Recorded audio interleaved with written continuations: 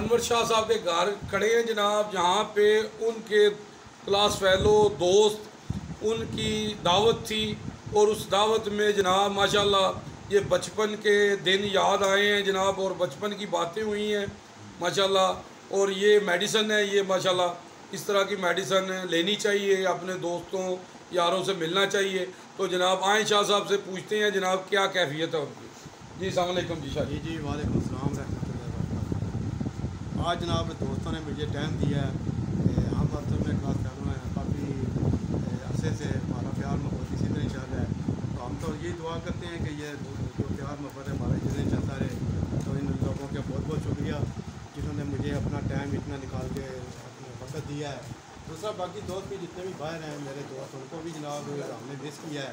जो दोस्त मेरे बीमार हैं उनके लिए स्पेशल दुआ हम सारे ग्रुप वाले करते हैं कि अल्लाह ताला उनको सेहत वाली ज़िंदगी अता फरमाए, क्योंकि सेहत सबसे बड़ी नेमत है। जी जी माशाल्लाह जी माशाल्लाह। ये जनाब शाह साहब के घर आए हैं जनाब, और रवायत के मुताबिक मैं जहाँ पे भी जाता हूँ कुरान पाक गिफ्ट करता हूँ। कुरान पाक एक ऐसी किताब है कि जो अल्लाह के यहाँ महफूज है, और अल्लाह ने इसकी कसम दी है कि ये क़यामत तक महफूज है, इसको कोई बदल नहीं सकता। अगर हम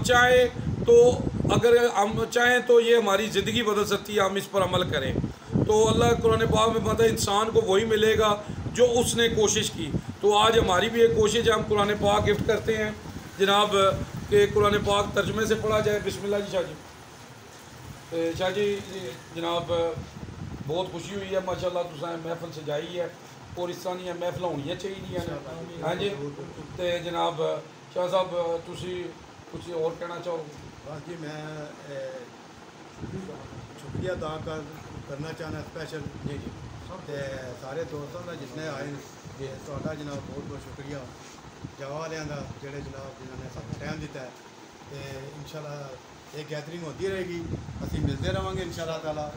तो असल ज़िंदगी के मेले न, ज़िंदगी होंदी है तो इंसान जरूर मिलता है। सब वास्ते दुआ करने अल्लाह ताला सब नूं सेहत वाली ज़िंदगी अता फरमाए। आमीन। जी ठीक जी।